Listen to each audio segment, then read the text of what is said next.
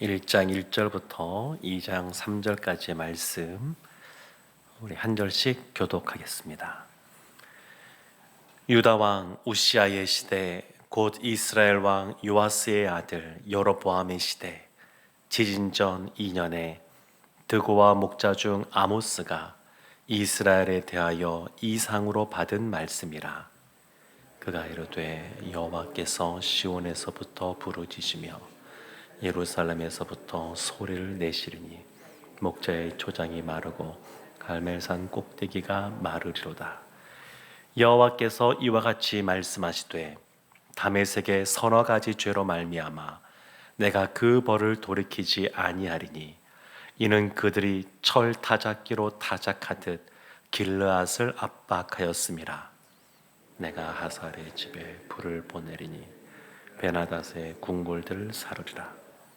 내가 다메섹의 빗장을 꺾으며 아웬 골짜기에서 그 주민들을 끊으며 베데덴에서 규 잡은 자를 끊으리니 아람 백성이 사로잡혀 기르에 이르리라. 여호와께서 말씀하셨느니라. 여호와께서 이와 같이 말씀하시되 가사의 서너 가지 죄로 말미암아 내가 그 벌을 돌이키지 아니하리니 이는 그들이 모든 사로잡은 자를 끌어 에돔에 넘겼음이라. 내가 가사 성에 불을 보내리니 그 궁궐들을 사르리라. 내가 또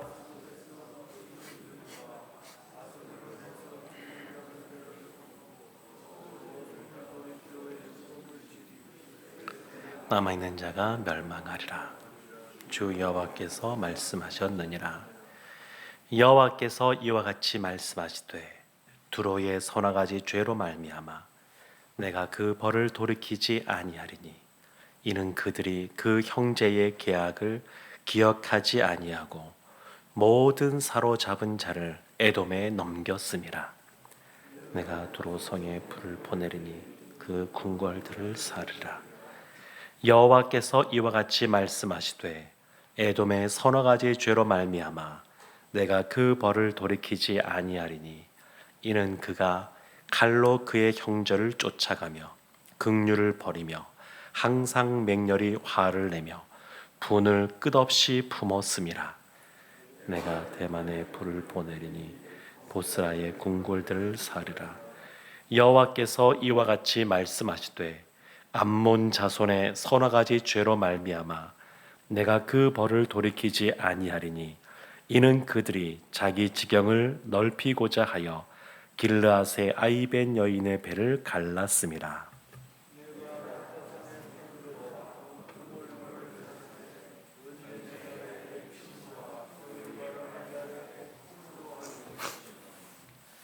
그들의 왕은 그 지도자들과 함께 사로잡혀 가리라. 여호와께서 말씀하셨느니라.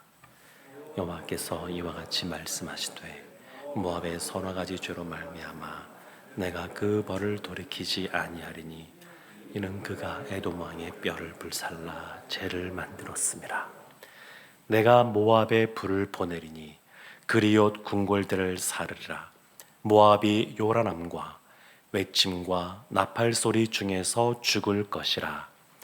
내가 그 중에서 재판장을 멸하며 지도자들을 그와 함께 죽이리라. 여호와께서 말씀하시니라. 아멘.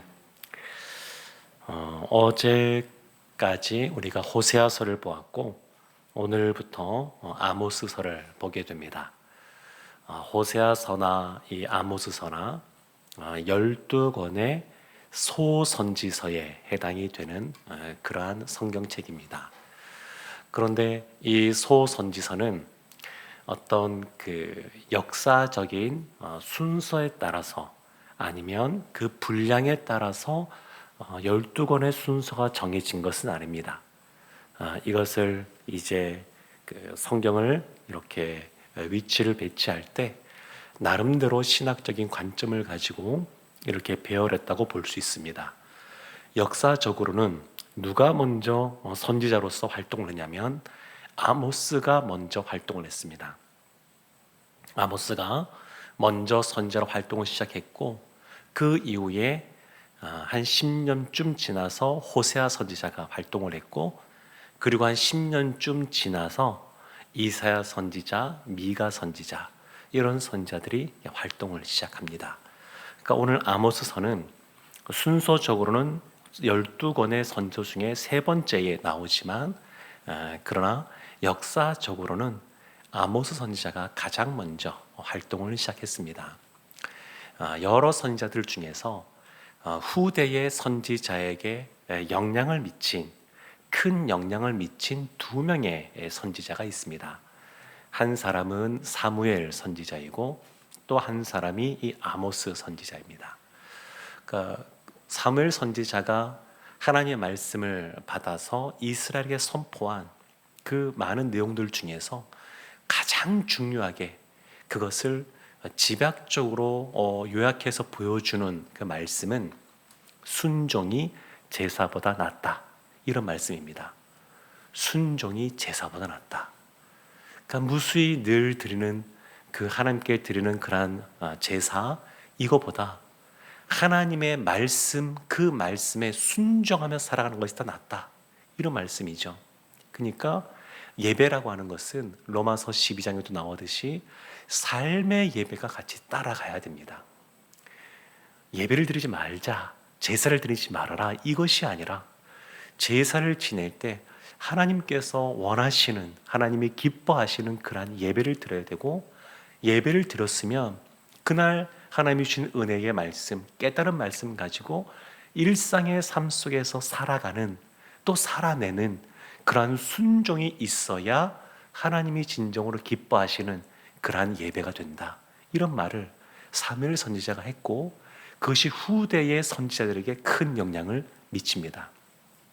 물론 이 말씀들은 다 하나님을 통해서 주어지는 것이기 때문에 하나님께서 그렇게 이끌어 가신 것이긴 합니다만, 하여튼 큰 영향을 미친 사람이 사무엘 선지자이고 또 한 사람이 이 아모스 선지자입니다.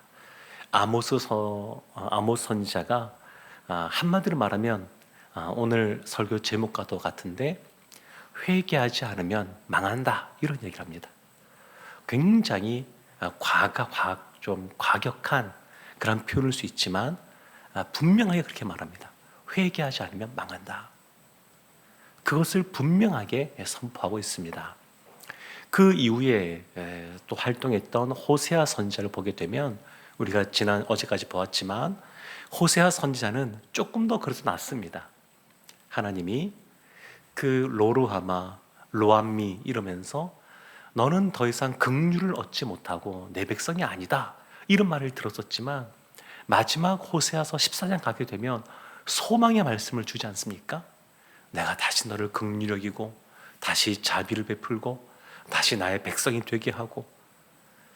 그러니까 이 아모스서에서는 너가 회개하지 않으면 망하니까 하나님이 우리의 남편 되시고 하나님의 백성들을 그 신부로 비유하곤 하는데, 그 신랑과 신부가 이제 함께 살 수 없는, 이혼할 수밖에 없는 그런 상황에 처하는 것이죠.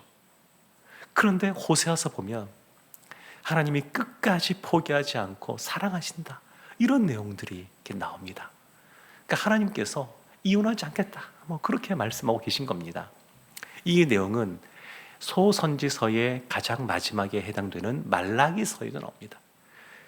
거기도 보면 하나님께서 결코 너희를 버리지 않고 포기하지 않겠다, 이런 말씀이 나오거든요.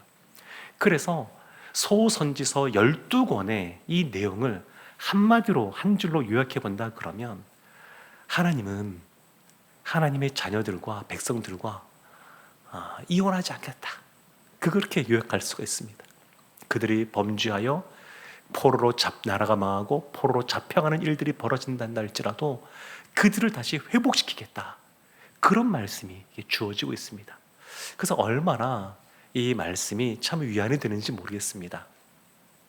그런 의미에서 정확한 건 모르겠지만 아모스서가 제일 첫 번째, 역사적인 순서로 제일 첫 번째 있지 않고 세 번째에 위치한 것은 어쩌면 이런 것이 아닌가 싶기도 합니다. 엄마가 자녀를 이렇게 훈계할 때 무엇인가 자녀가 잘못한 것이 있습니다.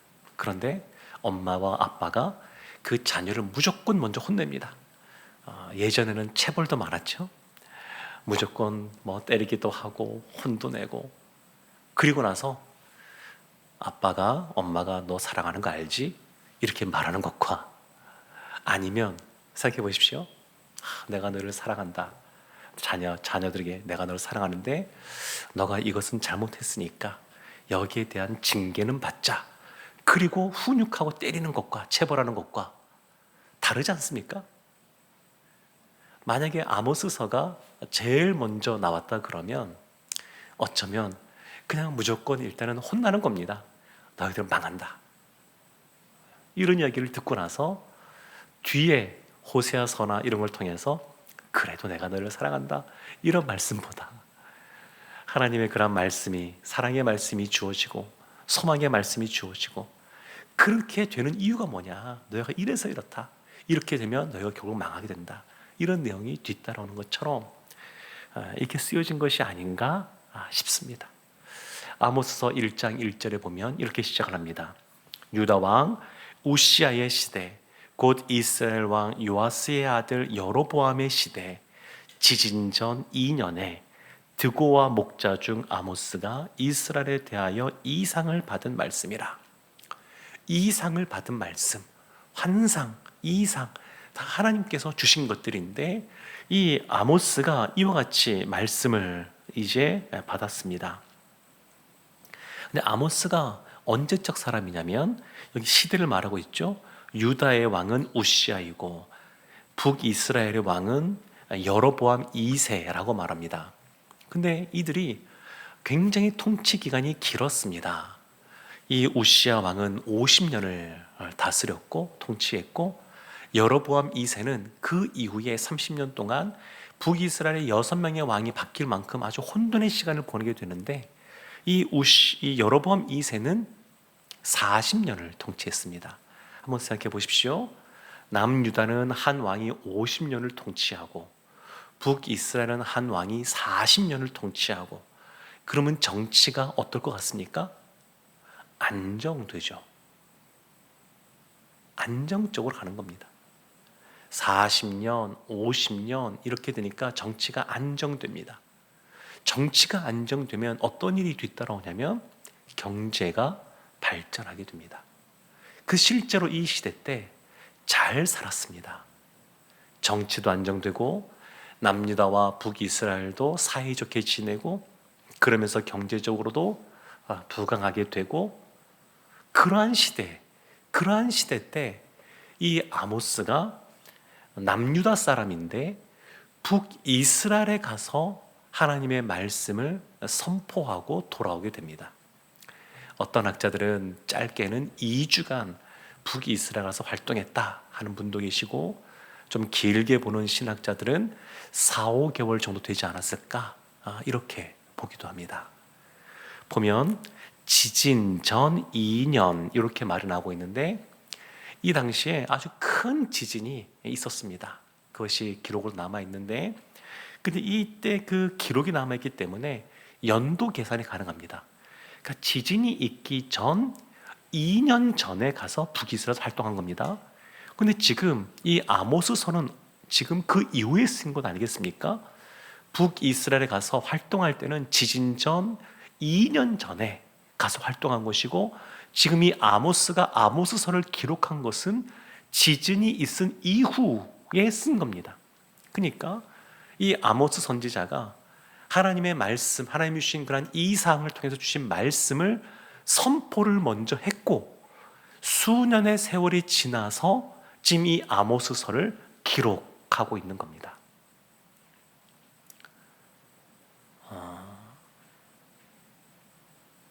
제가 오늘 새벽에 그냥 제가 뉴스 중에 가장 이슈가 되는 헤드라인만 보통 이제 보곤 하는데, 오늘 새벽에 지난밤에 비상계엄이 선포가 되었고, 국회에서 그 해제 요구안이 또 의결이 되었고, 여야 대표가 손을 맞잡고 있고, 국회는 그 사이에 계엄군이 헬기를 타고 군인이 국회에 진입하게 되고 이런 뉴스들을 접하게 되었습니다. 참 여러 가지 생각이 동시에 막 들었는데 그 중에 하나가 우리가 나라를 위해서 기도를 더 했어야 되는데 그런 생각입니다. 정치가 혼란스러우면 경제도 어려워질 수밖에 없고 사회적으로 굉장히 혼란스러울 수밖에 없습니다. 민주노총에서는 오늘부터 정권이 퇴진될 때까지 총 파업을 진행하겠다 이렇게 발표했다고 그러는데, 그러니까 정치 또 경제적인 상황이 지금 얼마나 많이 지금 변수가 많이 있습니까? 사회적으로 이 나라를 생각하니까 참 우리가 믿는 사람이 정말로 이 나라를 위해서 더 많이 기도하고 각자 있는 영역에서 하나님의 뜻 가운데 살아내기를 더 힘써야 되겠다, 이런 생각이 들었습니다. 이 아모스 시대 때, 이때는 정치적으로 안정되고 경제적으로 부강해지다 보니까 이것이 꼭 마냥 좋은 것만 아닌 게 사람들이 교만해져서 이때부터 더 우상을 숭배하기 시작합니다. 그래서 하나님 앞에 나아감에 있어서 순종이 제사보다 낫다고 경고했던 이 사무엘 선지자의 말씀처럼 이들이 하나님 앞에 나아가면서도, 그런 행위를 하면서도, 종교 행위를 하면서도 신앙생활을 하지 않는 모습이 이 시대에 만연해 있었습니다. 그래서 하나님이 이 선지자를 통해서 심판을 선언하시는데, 아모스는 굉장히 과격한 말들이 계속해서 나옵니다. 이렇게 하면 망한다는 겁니다. 망한다고 하는 것.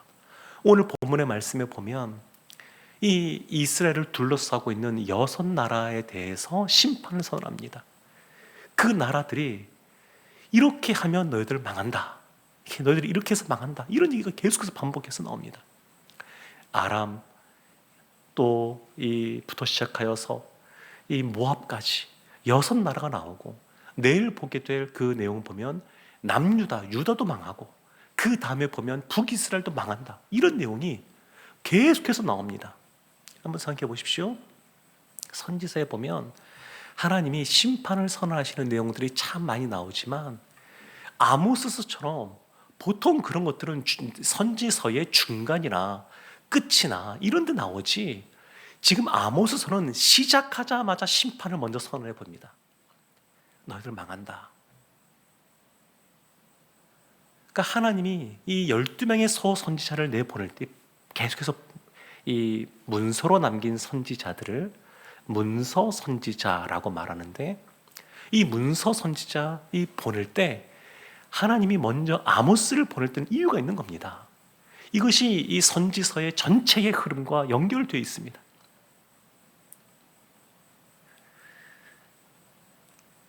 삼 절 말씀에 보면 다메섹 나옵니다. 다메섹은 요즘 또 시리아 내전이 되는 것 아닌가 이런 게 나오면서 언급되는 도시 중에 하나가 다마스쿠스라고 나옵니다. 다마스쿠스. 이 다마스쿠스가 다메섹입니다. 사울이 가던 길에, 이 다메섹에 가던 길에 부활하신 예수를 만났던 그곳. 이것이 교통의 요지인데, 교통의 요지이다 보니까 여러 가지 발달하고, 그리고 거기에서 나오는 또한 이 우상 숭배와 음란함들이 판을 치던 그런 모습이 있었습니다. 이 다메섹에 하나님께서 그들의 죄, 서너 가지 죄라 그래서 진짜 서너 개밖에 없느냐, 그런 뜻은 아닙니다. 3개와 4개를 합치면 7개가 되는데, 그러면 이제 이렇게 만수라 그러죠. 성경에서는 이 죄악이 가득 찬 겁니다. 그래서 하나님께서 내가 그들의 죄로 말미암아 그 벌을 돌이키지 아니하겠다, 이렇게 분명하게 말씀하십니다. 6절 말씀에 보면 가사, 블레셋에 있는 한 곳입니다. 블레셋에도 하나님께서 심판을 내리시겠다. 9절 말씀에 보면 두로가 나옵니다.